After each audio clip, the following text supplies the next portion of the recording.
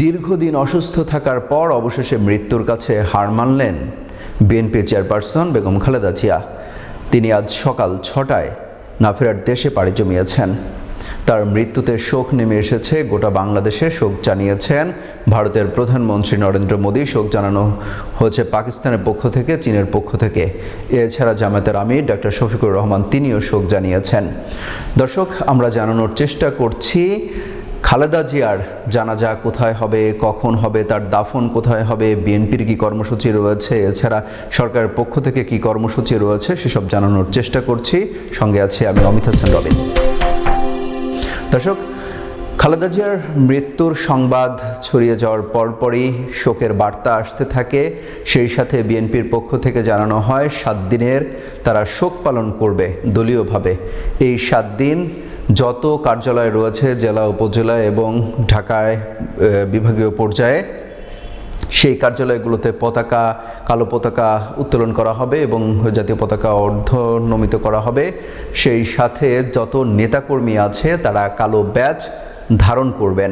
দুপুর 12টায় জাতির উদ্দেশ্যে ভাষণ দেন প্রধান উপদেষ্টা ডক্টর মোহাম্মদ ইউনূস। তিনি ভাষণে 3 দিনের রাষ্ট্রীয় শোক ঘোষণা করেছেন এবং আগামীকাল সাধারণ ছুটি ঘোষণা করেছেন। তার জানাজা সম্পর্কে যে তথ্য জানা যাচ্ছে এখন পর্যন্ত, আগামীকাল দুপুর 2টায় অর্থাৎ বাদ জোহর জাতীয় সংসদ ভবনের সামনে মানিক মিয়া এভিনিউতে তার জানাজা অনুষ্ঠিত হবে দুপুর 2টায়। এরপরে তাকে সমাহিত করা হবে জিয়া উদ্যানে। তার স্বামী অর্থাৎ বেগম খালেদা জিয়ার স্বামী শহীদ প্রেসিডেন্ট জিয়াউর রহমান, তার যে সমাধিস্থল রয়েছে তার সমাধিস্থলের পাশেই তাকে সমাহিত করা হবে।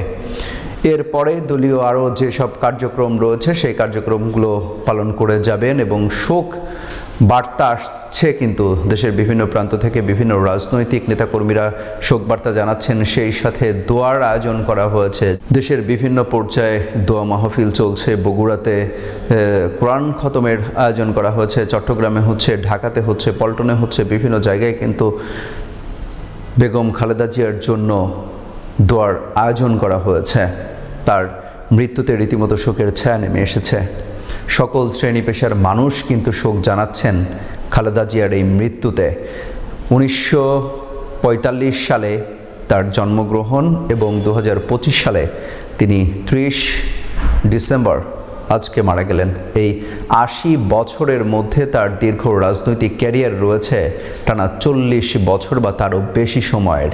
তিনি কিন্তু জিয়াউর রহমানের মৃত্যুর পর একজন সাধারণ গৃহবধূ থেকে তিনি রাজনীতিতে আবির্ভাব হয়েছেন।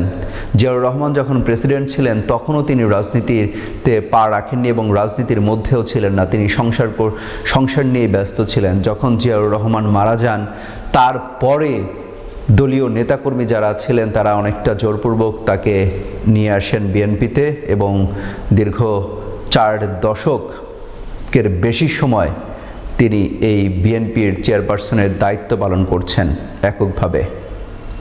দর্শক, এই ছিল খালেদা জিয়াকে নিয়ে তার সবশেষ আপডেট।